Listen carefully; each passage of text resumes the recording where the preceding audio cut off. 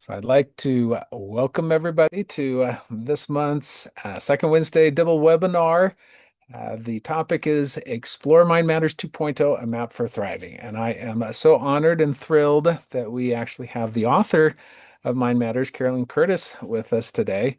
And then later on, you'll also hear a little bit from me as well. So I'm Aaron Larson. I'm the Director of Programs here at the Dibble Institute. And let me click on the right spot on my computer. Just a few little housekeeping items before we jump into the webinar. If you cannot hear this presentation, hopefully you're able to read what's on the screen where it says just check your audio in the control panel and then log out, dial in, etc. I don't think we have any handouts, so don't worry about that part, but do open up the chat. So in Zoom, they have the little chat feature and let us know who you are, where you're from, and Carolyn would really like to know if you currently are using Mind Matters, and even if you're not using Mind Matters, kind of what sector are you working in? So what group of people do you work with?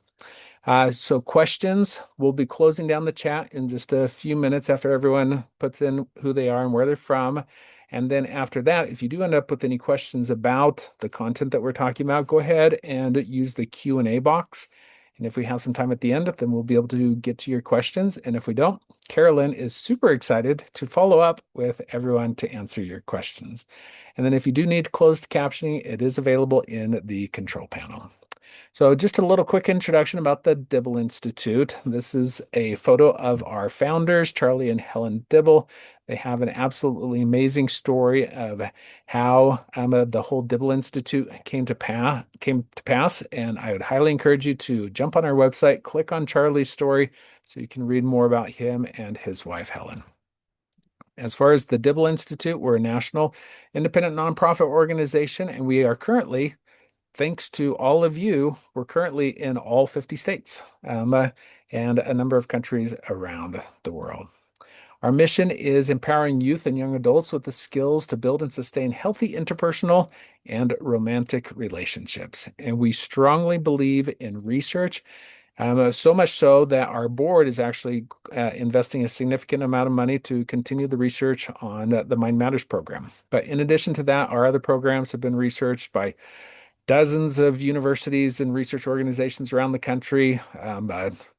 I think we may be up to over 100 different publications now, research publications and peer-reviewed journals. So we strongly believe in the research. We follow the research where it goes because at the end of the day, we want all of you to be using evidence-based and evidence-informed information. We also believe in stable, safe, and nurturing families. And we believe that relationship education is for all young people. So, without further ado, I'd like to turn the time over to Carolyn so that she can tell us more about all the amazing updates that we were able to put into Mind Matters 2.0. Well, thank you, Aaron. Great job introducing everyone. And I'm happy to hear that you're coming from all over everywhere with a wide breadth of experience. Thank you for being here. And thank you for taking time out of your busy life to join us. And I'm just so honored and grateful for your efforts and time here. So what are we going to do in this hour? We're going to, first of all, do a quick review of Mind Matters and its history. Then we'll talk about the changes that we've made from our original Mind Matters to 2.0. And then we will go through each lesson and talk about the changes we made to each lesson. And then we will talk about what is the research behind these lessons. So, for years, Mind Matters has helped teens and adults build resilience, manage stress, and learn practical skills for healing. We've seen what's possible when people have the right tools, the right support, and hopeful path forward. Today, we're excited to introduce Mind Matters 2.0, a map for thriving. We know that Mind Matters for years has helped teens and adults do some of the hardest, most important work of their lives, building resilience, managing stress, and learning to treat themselves with compassion. We're shifting emphasis from only overcoming adversity to having a map for healing, resilience, and lasting change. That is thriving. Next.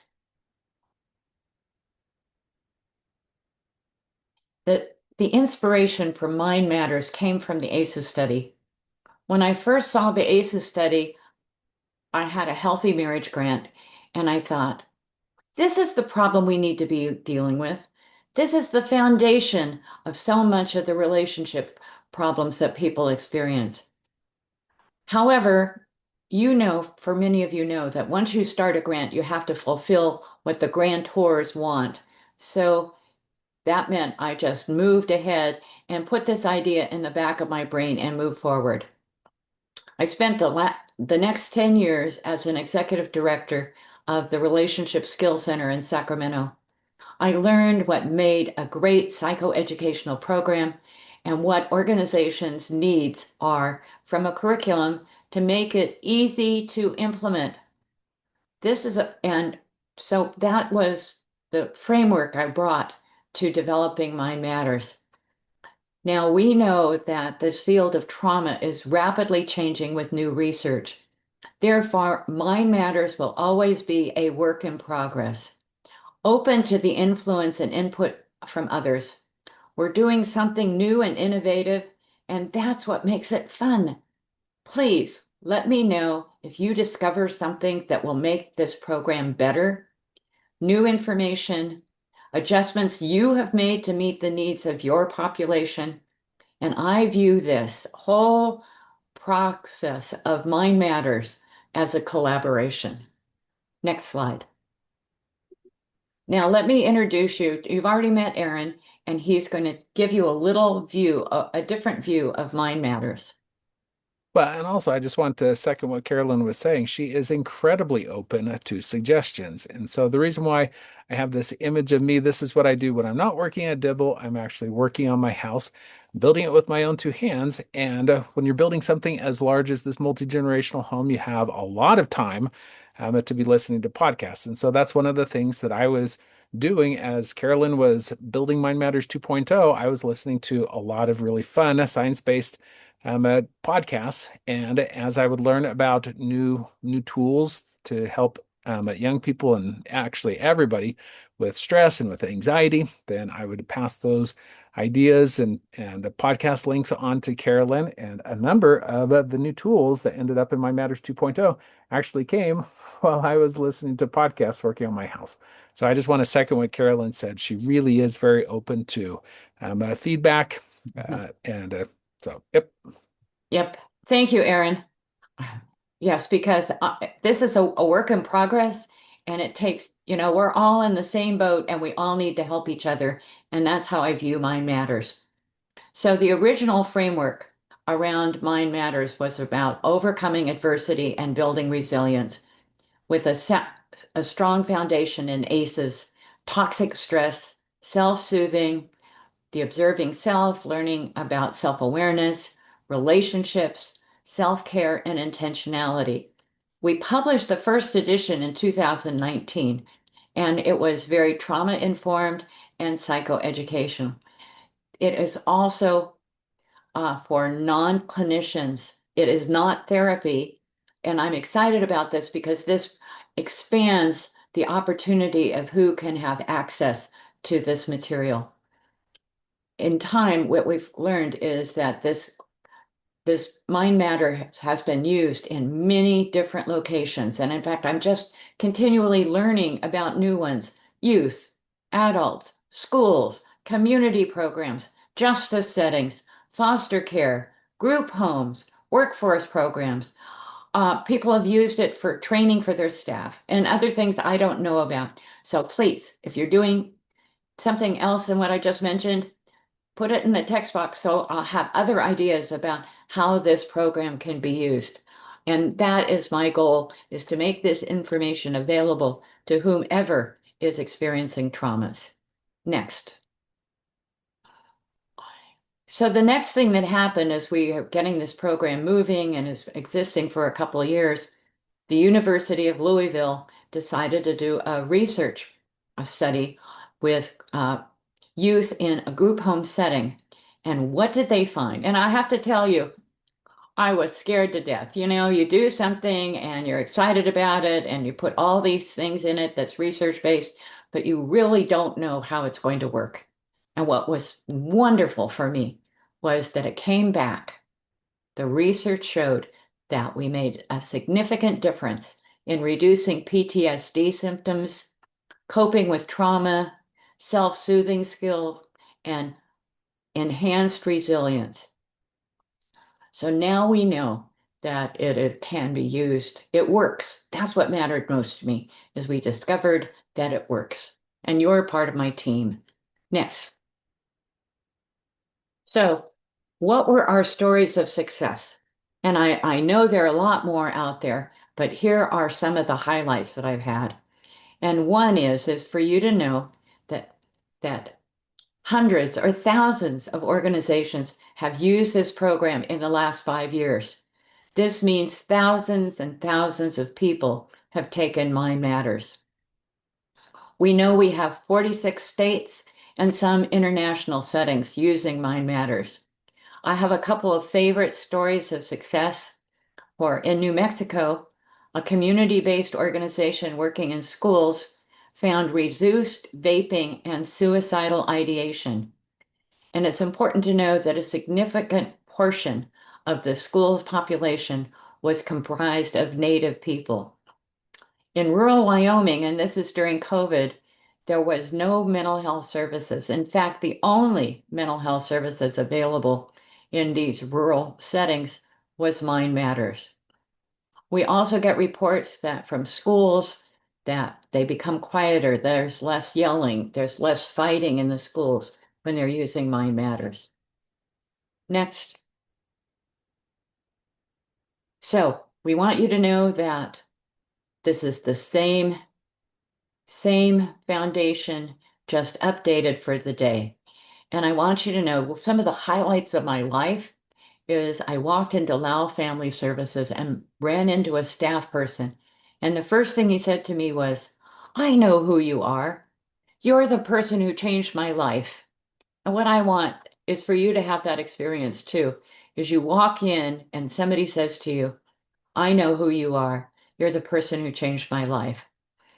Um, in Sacramento, the Sacramento Resource Center, La Familia, I ran into a staff person, and they've been using Mind Matters for a youth retreat. And she greets me, You're Carolyn Curtis. And I went, I'm being treated like a rock star. Like, who am I? But for her, I was someone famous. So I just wish you to have the same kind of experience. So Mind Matters 2.0 states that the updated edition reflects what has been learned in recent years about trauma, healing, the brain, while preserving the strengths of the original program. And that means it's grounded in neuroscience, it's trauma informed, it's field tested, it's built on the feedback from people in the field, it's more practical for today's learners, there's more support for facilitators because some of this material is very complex, and it is more hopeful and growth oriented. And what we'll talk about now is how we did this. Next. So once again, 2.0 emphasizes that the participants are not asked to share or relive painful experiences. Instead, they build capacity step by step. And they start out with self-soothing and self-awareness.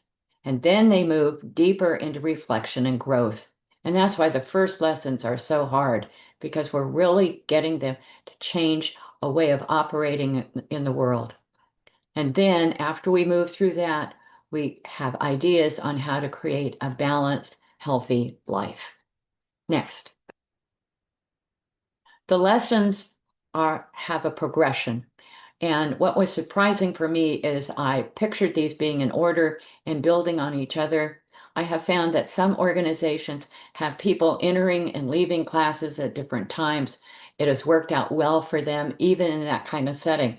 For example, in group homes, people can attend the program when they get sent into the program, and it may not be at the beginning, and they still do it in any way, and it works.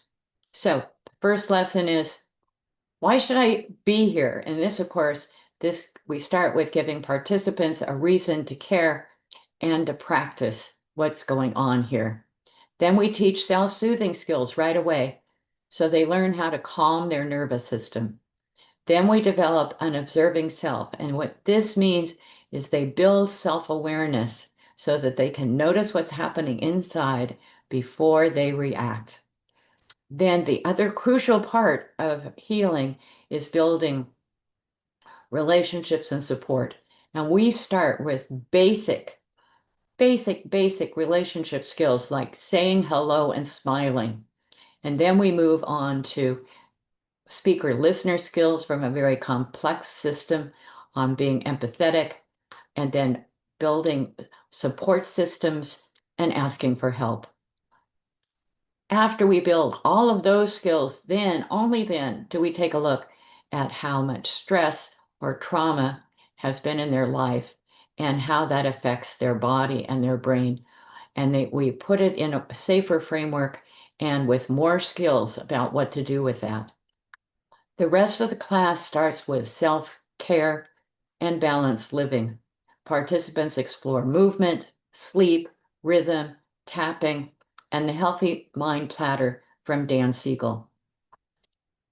Then we move towards values, goals, habits, and becoming a change maker as they move into looking at the world from a broader perspective. And that's an overview of Mind Matters. Next. Once again, we have the same major 6 topics of self-soothing, the observing self, relationship skills, self-compassion, self-care, and intentionality.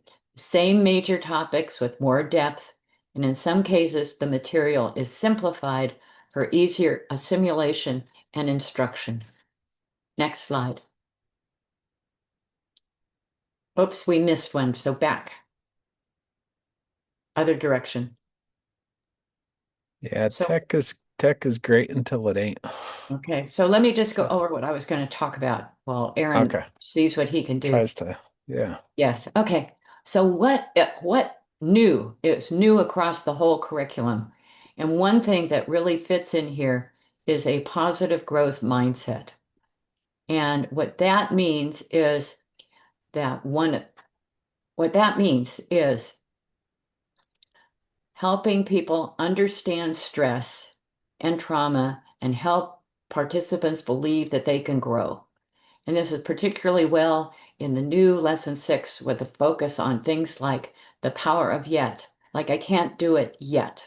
One more slide, Aaron. Okay, then there, good, perfect. Okay.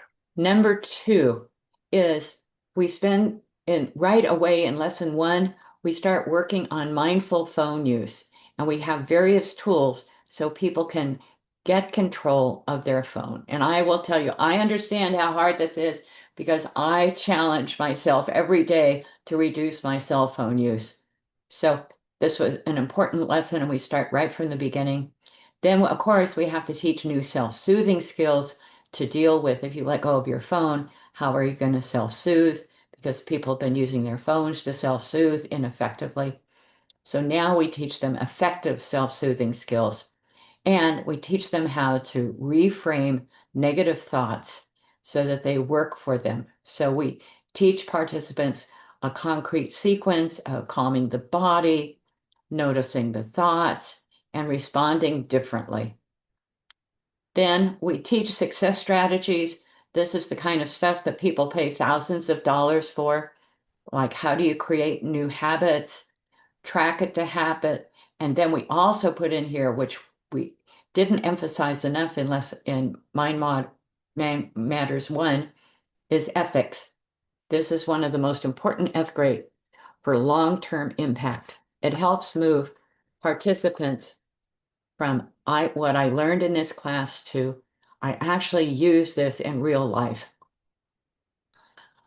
Your participants will appreciate that 2.0 places more emphasis on follow through habit formation, and sustainable change. Uh, Number 5, becoming a change maker. The news has just been filled with young people making major changes, and it's been amazing. And I thought we could make this happen for people in our class. So it broadens the curriculum beyond healing and coping by helping participants see themselves as people who can make a positive difference in their families, their schools, their communities with small actions. It's also a strong way to show that 2 Point is about thriving, not recovery. And I want to just underline here that it gives purpose to people's struggles. And that is one of the most important parts of moving to a new way of living in life. And last is we improve the teaching instructions for the difficult lessons. So we simplified the teaching skills. We changed the name of peripheral vision exercise to calming corners. The listening skill got reorganized and named building empathy. We simplified the thoughts and emotions lesson, the memory release practice, and expanded the healthy mind platter. So I know you'll be excited about these changes that are coming. Next. So now what we're going to do is look at each lesson and see how we updated each lesson. I know you're going to be thrilled. Okay, so lesson 1. We changed the breathing exercise and we picked one is simplified.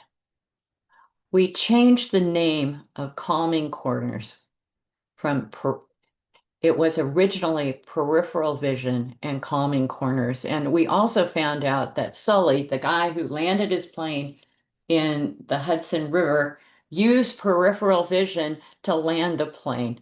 So we know this works.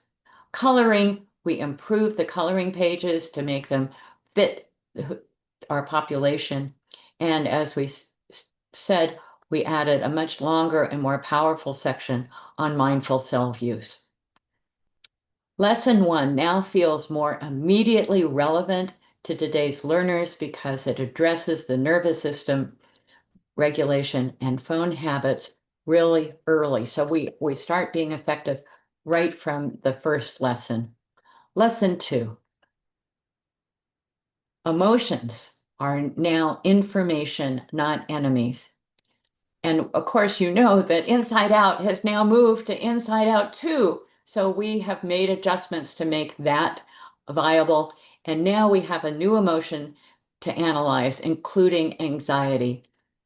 We changed this lesson about so that you can teach with greater confidence. And I want you to know that this is a challenging lesson to teach, but what's exciting is the research on having people identify the emotion and name it starts changing their life. So right from lesson 1 and 2, we start making a huge difference. I know you'll love it. Next lesson. Now, the observing self. And I want you to know this took a while for me to really explain. So let me tell you, in my beginning therapy for myself, someone mentioned to me that I needed to learn to think. And I went, I think all the time. What does that mean? I need to think. And what I realized is what I didn't know is that I was in a life of a reactivity rather than pausing and looking at what's going on inside of me, looking at what's outside, and then making a decision about what I wanted to do and how I wanted to behave. That is learning to think. So lesson 1, 2, and 3, the reason why they're so hard is we're getting people to get a new change of how they view themselves in the world. In here, this is where we teach the reboot sigh, and it's another way of calming ourselves down. Well, I'll show you how that works and we'll take a moment to do it. So here, it's really simple. What you do is you take an inhale, and then you inhale again, and then you blow it out.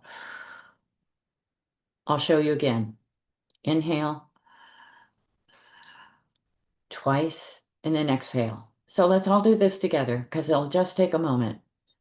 Inhale, inhale again, and exhale. You do this 2, 3, 4 times. You will calm yourself down. And of course, it's not really apparent when you're doing this. Then we teach reframing, which is how to recognize and transform negative thoughts. And we provide a step-by-step process. First of all, identify, challenge the thought, create a new thought, visualize acting from this new thought, and then practice. So we teach people to operate from that framework. We continue to work on clarifying the difference between thoughts and emotions, and the directions got clearer. And lastly, I just wanted to mention that the internal journal, when I first developed this, my class just absolutely disrupted when I first taught this. But when I broke it down in smaller sections, the class had no difficulty. And this is when people learn to think. They learn how to think. And when they do that, then there's a change. Change is possible. And you're on that journey to help the people in your class make this huge difference about their life. All right, now we move on to lesson 4. And this is the beginning of developing relationship skills. Now, one of the other things I noticed is that many times I started my class with working to get people to meditate or just sit quietly for a minute. And I want you to know it didn't work at all. So, what I realized and found out was sitting quietly is difficult because most of the people we're working with are overwhelmed with negative thoughts. So we have to give them tools on what to do when that happens. And this is just noticing. You notice that, oh, that's an emotion, or that's a thought, or that's what's going on in my body, so that they have this decreases internal mind chatter. So just noticing. Then we have simplified the directions for our speaker listener and really helped in deepening their ability to be empathetic. One of the things I loved about this lesson is when I taught it, I noticed when the class ended, they kept on going. They didn't want to stop. That's pretty awesome. Okay, next lesson. Here we are back to my front row.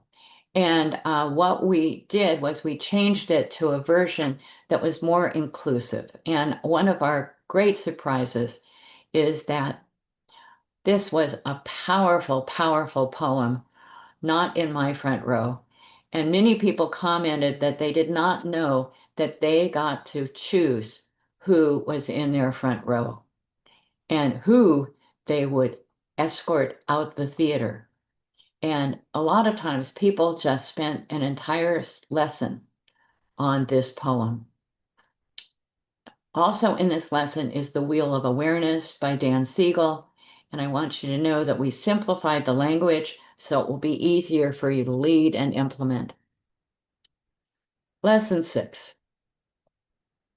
This lesson was probably the hardest lesson, which is this is the lesson where we deal with stress and trauma. So we shifted it so it had a greater framework for safety, self-soothing, support, and the observing self, and positive growth. Our goal here is not to define people by what happened to them. The goal is to help them understand what happened, treat themselves with compassion, and build skills for healing. The goal is not to define people by what happened to them. The goal is to help them understand what happened, treat themselves with compassion, and build skills for healing. We added a whole new section on positive childhood experiences, knowing that you're not doomed, that positive childhood experiences can offset the negative experiences. And we also invited them to have a positive growth mindset. Now, next slide. What on earth is a positive growth mindset? how I think of this is I go, one of the things I've had some difficulties in my life, and one of the sentences and phrases that I learned to use is, what was I supposed to learn from this experience? And that kind of shifted a lot of things for me that this is just about me growing and learning. So we have a lot of different tools to provide for that conversation. A not yet mindset, like I can't do this yet, or that this is just a temporary place. A mistake autopsy, so take a look at what goes wrong and just analyze it so you don't have to do it again. One is to challenge yourself by putting yourself in difficult situations so that you grow and you learn. Maybe this means for some of your students to go out for drama and have an opportunity to be on a stage. Well, that would probably escalate issues around comfort zone challenges. And with that, people build resilience.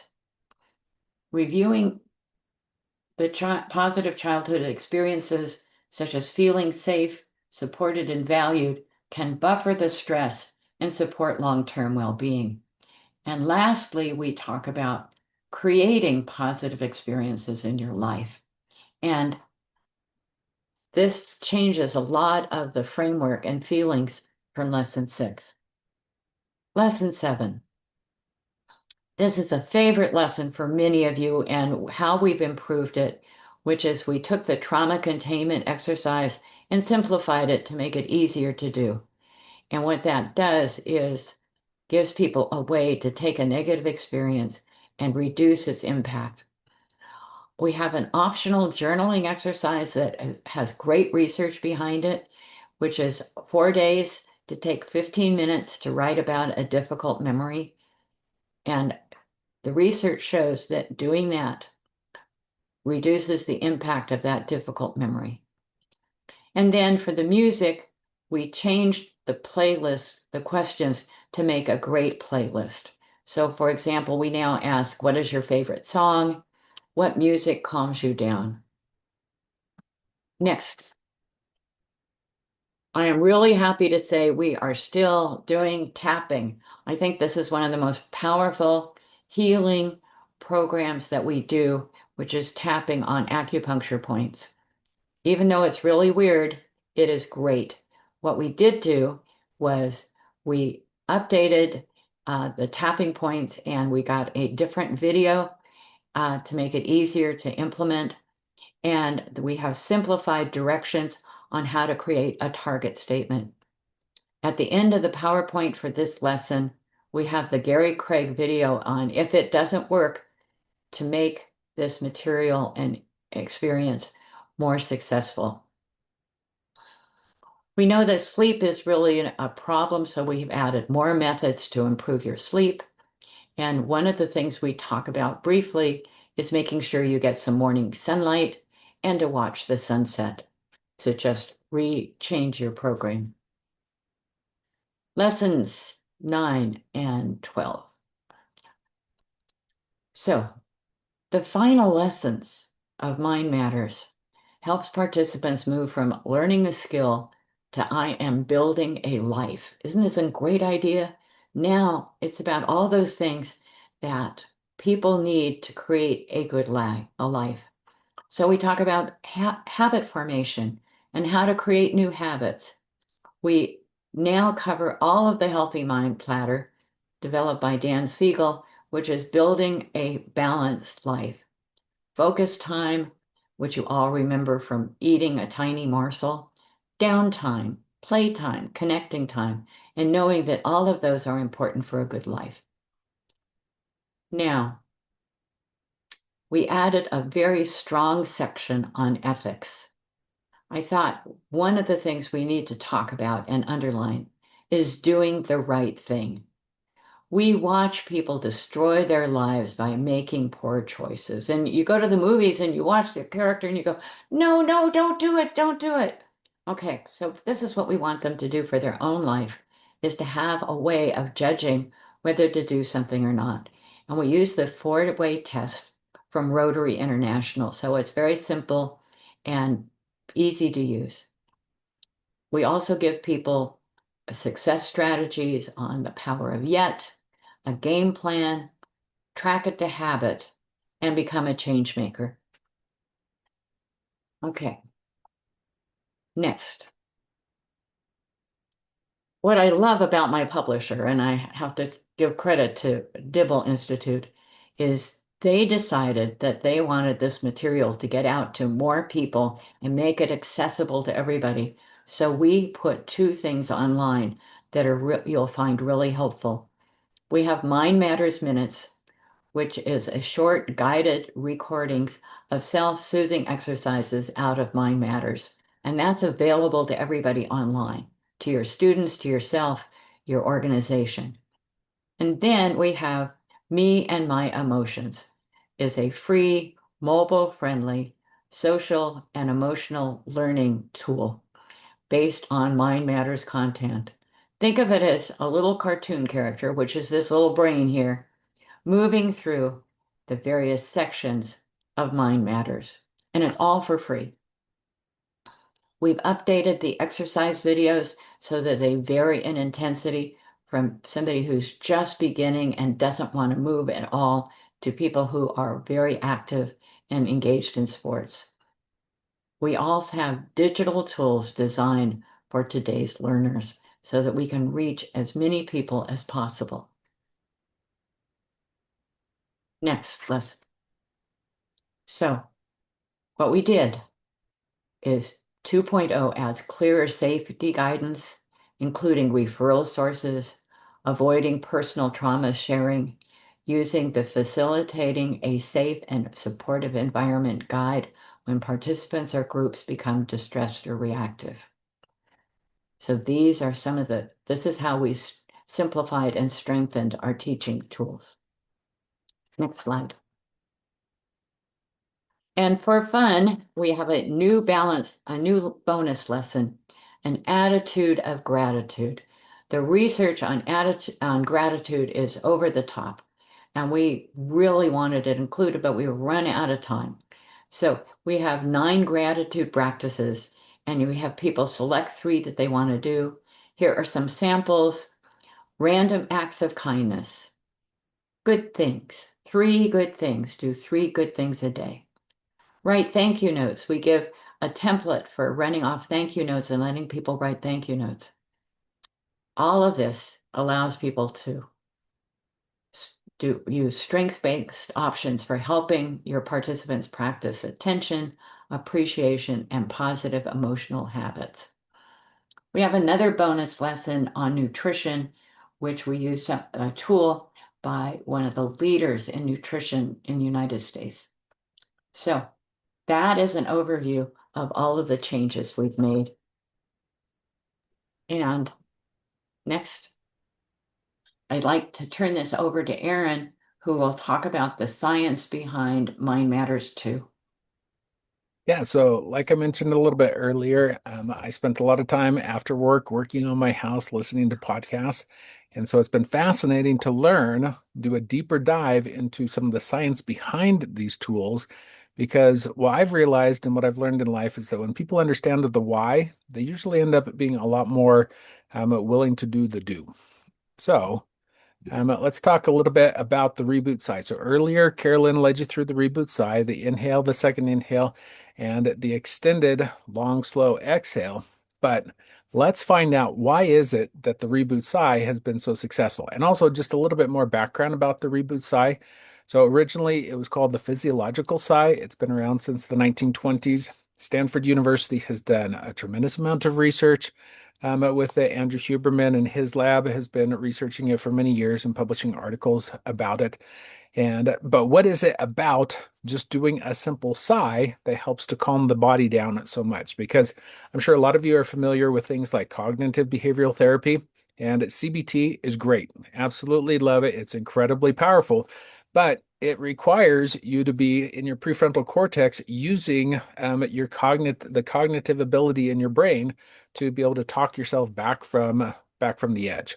Whereas the difference with the reboot psi, the physiological psi, is that you're able to just do something physical to help calm the body down. So let's see exactly what's taking place.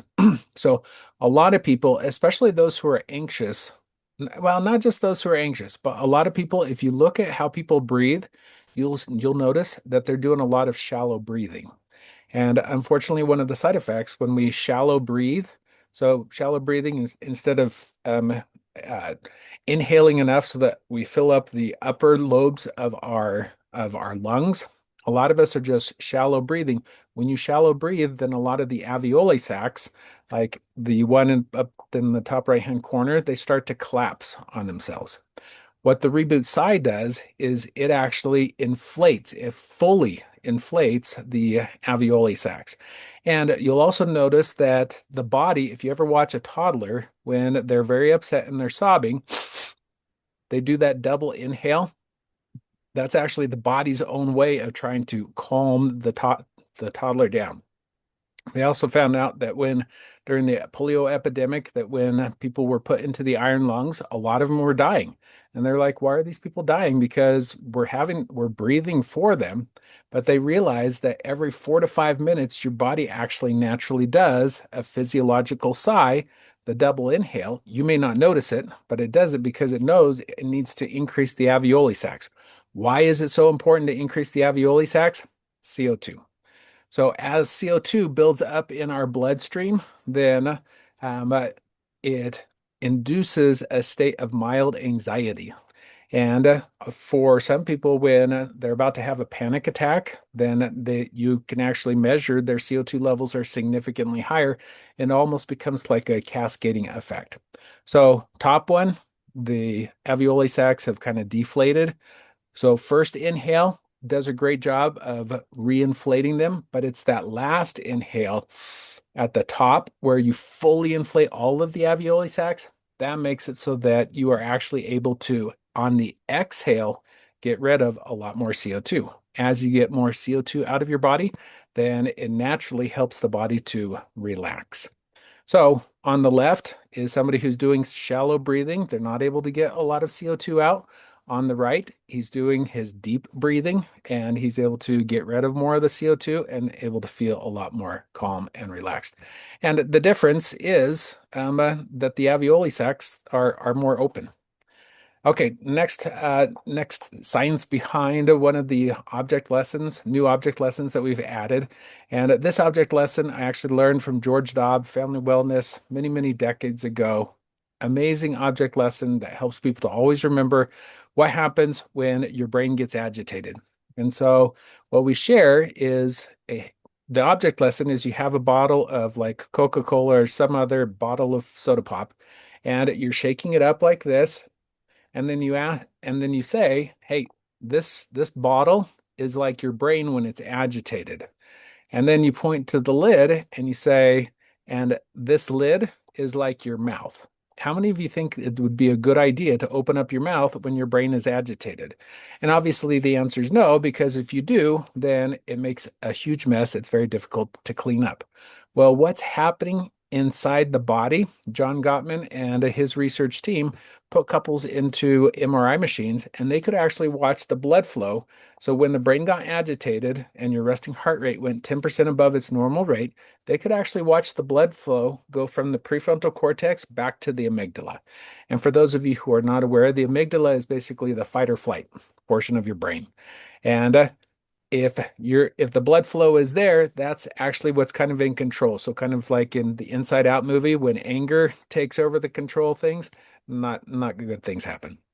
And but what they also found is that just like with the soda pop bottle, if you allow a soda pop bottle to just rest and relax, then after a couple of hours, you can open up the cap and sweet things will come out that don't make a mess. And it's the same thing with our bodies, is that as you do things like the physiological sigh or some of the other tools that we teach in Mind Matters 2.0, it helps the body to relax so that the blood flow actually goes from the amygdala back to the prefrontal cortex.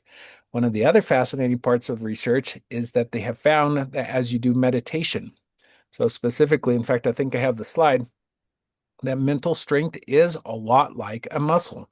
So even just after a couple of months of doing some of the meditation tools that we teach in Mind Matters 2.0, they actually find that the gray matter in the amygdala decreases and the gray matter in the prefrontal cortex increases. So it becomes a lot easier to be able to intentionally act instead of react. Very much in the amygdala, it's all about reaction. But in the prefrontal cortex, it's actually about thoughtful, intentional action. And so building strength through practice is a critical component in the My Matters program. I'm going to introduce this next science behind the tool by sharing an experience that happened to me, unfortunately, a number of years ago. This is not my house, but my house is just to the right. I was the one who first saw the flames, called 911, and as I came, it was only 10 degrees at night, threw on a pair of shorts, nothing else, went running across to the house. I had already called 911, gotten my family out, was banging on the door to get the college students who lived in there out. The girls upstairs came running up to me and they said, "We're out, but the guys downstairs are trapped." So I ran around to the corner where you see these firefighters, and I'll never forget the panicked look in these guys' face because the only way out of that basement that you could go up some stairs was through those flames. So that wasn't an option. And I started yelling at them, "You got to get the window open." And they yelled at me, "This window is stuck. We can't get it open." The adrenaline was coursing through my veins. And if you've ever been in a situation where you have that much adrenaline going through, what happens is you end up with tunnel vision. And so I was yelling to them, "You've got to find something in the bedroom to break the window open." And they said, "We have nothing." Now, they know, and I know later on, there were plenty of things in that bedroom that they could have used to break the window. I'm on the outside. I also had all that adrenaline going through me. I had the tunnel vision as well, but I thought, hey, I've got a hammer in the car. So I ran to the car, got the hammer, busted open the window. What's interesting about my tunnel vision was the next day when I was standing where those firefighters are, I looked just to the right of the window and there were these large rocks, very, very large rocks that I could have picked up and used to break the window. But because my tunnel vision was such, it made it so that I wasn't able to see the rocks that were right there. So why does that matter? Well, as Carolyn mentioned, the story about Captain Sully, who landed the plane in the Hudson River, he fortunately had, through his training as a pilot, had learned that when you were in a stressful, life-threatening situation, like I was, so this was before I had really adopted peripheral vision, uh, he'd practiced it. So he was in a situation where they lost both of the engines. He wasn't going to be able to make it back to the airport. You're in New York. There are not any empty fields to land in, but there was the Hudson River. He reported afterwards that one of the first things that he did was he used peripheral vision. So immediately his gaze, instead of focusing on the control panels and all the warning lights that were going off and everything screaming at him, instead, he said, I used the peripheral vision technique to calm myself down so that I could be able to do what I needed to do, have my training take over so that I could land a plane. And they don't practice. Let me just tell you this. They don't practice landing planes in rivers. But he used the peripheral vision to calm himself down, and it made it so that he was able to control basically an uncontrollable plane, successfully landed it in the river.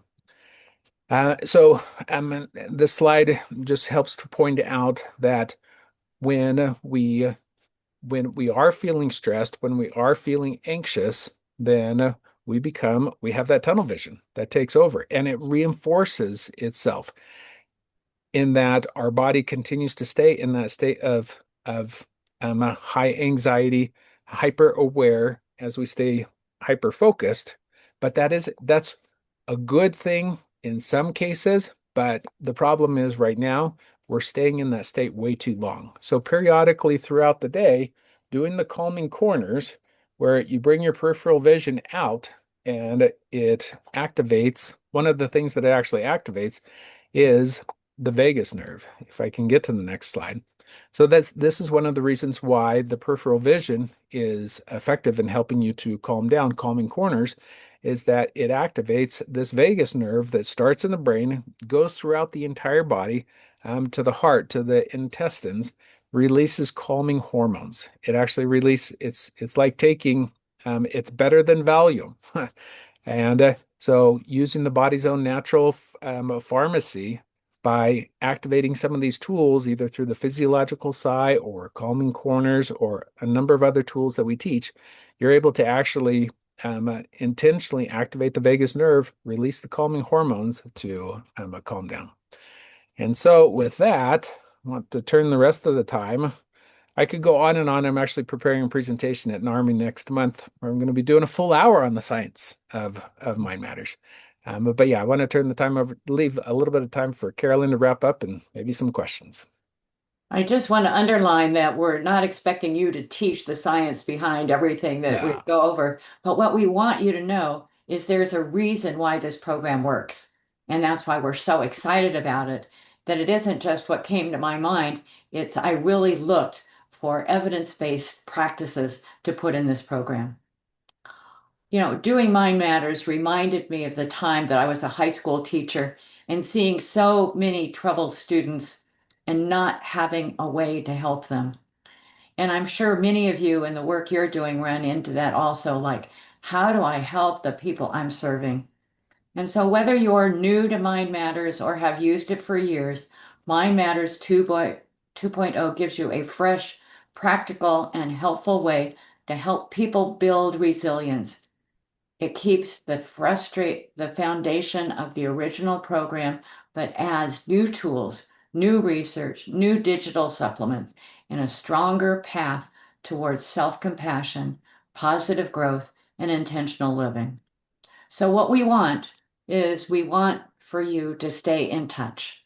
We want to hear about your successes and we want to know how to improve. So please, you're our eyes and ears out there in the world, and you can give us feedback about what's working and what's not. Share your if you run into new information or new ideas, let us know. Want to say thank you once again for being part of the Mind Matters community and helping people adjust to the changing conditions of life. And with that, we're open for questions. So Yeah, no, thank thank you. you so Thank you, much. Carolyn. Yeah. Yeah, no, I just want to thank you in terms of did a fantastic job of covering a lot of the new tools and the new highlights of Mind Matters 2.0. For those of you who would like to actually look over the program, we actually have free digital review copies. And so I'll talk a little bit more about that in a second, but I thought first let's go ahead and get to some of the questions. And so Adam is wondering, is there a new video clip for Inside Out 2? Yes, we did find some preview uh, tapes the same way we did with Inside Out, is we found some more preview tapes that are really short and quick, but do show all of the emotions. So it works very effectively. Yeah, it's almost like we paid Disney some money. We didn't, but No. Disney did a great job of introducing all the new characters. And that's the main point of the Inside Out 2. I mean, it's a wonderful movie to watch if you have the time to be able to watch the entire thing, but most people don't have the time to watch the entire thing. So instead, Disney and Pixar they actually hired a number of experts in this field to help consult on the movie. And that's one of the reasons why it is so powerful. But the emotions that they added are especially relevant for teenagers. And so we were excited, especially here at the Dibble Institute. Our main focus is on serving young people. And so we were excited that they did add the teen emotions to the video clip.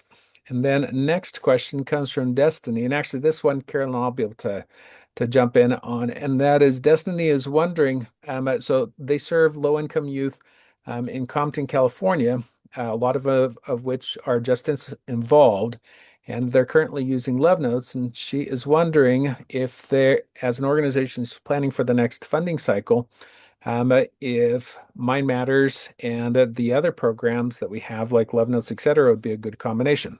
And I would say absolutely 100% yes. And here's one of the reasons why. So, given the fact that you're serving justice involved youth in California, my guess is that, especially since California was kind of the birthplace of the adverse childhood experiences whole field, is that the young people probably have a very high ACEs score. And the young people in the Love Note study that the the Mind Matter study that the University of Louisville did, the average ACEs score for the kids that were in the residential treatment center was over a 5. And for anyone who's familiar with average childhood experiences, that's really high. I mean, that's a brutal childhood that those kids had had. My guess is that you also are dealing with young people who have really high ACEs scores. The way that I describe living with that high of ACEs scores is it's a little bit like the experiments. Fortunately, they don't do this anymore. But back in the day, they put a rat inside of a bucket of water. And then the rat would desperately try to climb out. But because it was such a traumatic experience, eventually it would just stop trying and then it would just drop and drown. And with these kids, they need a lot of help coping with the toxic stress that they're experiencing, coping with the trauma that they're experiencing. It's difficult to learn new relationship education skills when your brain is in a constant state of high alertness, high anxiety, a lot of the depression as well. And so that's one of the reasons why some of the other federal grantees, what they'll do is they'll actually include the Mind Matters program in their grant application, and they'll teach these young people these coping skills from Mind Matters. And what they have found is that then the brain is a lot more receptive. They're in a better place emotionally to then be able to learn the relationship education skills of like love notes, etc. And I actually recommend everybody, before you start any type of workshop, use some of the tools from Mind Matters, because we all come in kind of this hyper state of vigilance because we do live in a pretty stressful world, and um, uh, and so that does help a lot. Just do a couple of the tools, the physiological side, the calming corners, etc., and it helps. So Amber has another question in terms of, is training required to be a facilitator? So, Carolyn, do you want to tell Sure. people how you wrote the program? One of the reasons I absolutely love Dibble is that they are focused on making programs affordable. It's preferred that you get training. However, I wrote this so that if you can read and you're a great teacher, you can read the instructor manual and teach the class. As I said, training is best. Also, they do have a method where one person in your organization can become a trainer of trainers, and so that you can train people in your own organization. Um, but you can't, that person can only train people in your organization. So this, you'll discover, oh, and I wanted to mention the participant manual that we rewrote. And this is fabulous. This allows your student to walk away with everything that they learned in that class so that it can continue on beyond the class time. And we recommend that every student get a manual, and then they can when they leave the class and they're finished, they can take the manual home with them. I wouldn't be a bit surprised if they went home and taught their family members some of the skills that they learned in this class, so that you end up not only teaching the student, but you end up teaching the family. It's been a pretty phenomenal journey to be part of watching what's happening with all of this. Yeah, and I just want to reemphasize again, I put this up on the screen in terms of how you can receive a free 30-day digital review copy. I think Kim may have also dropped it into the chat as far as a link. You can always go to the website, dibbleinstitute.org. Or the other option is, I highly encourage you to just don't close out your browser, fill out the online survey, let us know how we did today. Um, uh, I wish that we had more time to get to the rest of the questions. And so, unfortunately, we've run out of time. But just know that if we didn't get to your question, we are going to follow up after the webinar and get back to you with answers to your questions. And so, I just want to thank you again for joining us. If you do need a certificate for CEUs, Kim's email address is down at the bottom. For those of you who think that this webinar would be helpful for your colleagues, we do make it freely available on our YouTube channel. And so we should have it uploaded to YouTube in the next couple of days. And then I also want to invite you to our second Wednesday webinar for next month in July. And we've got Dr. Kim Gregson and Dr. Stacy Keston, who are going to be sharing some of the lessons that they've learned. So it's understanding the story your relationship education data is trying to tell you. And then I will let you read all the rest of the title. But yeah, be sure to because we've run out of time. It's 3 o'clock. I would read the rest of the title, but we've run out of time. And And let so us stay in touch. yes, please You do. are, this is part of a community. It isn't just you're out there all alone. We need your input to keep making our work more powerful, just more and more. And we're there to make that happen for you too. We want you to have great success and we wish you the very best. Yep. So thanks for coming, and I'll let Kim close out the webinar for us.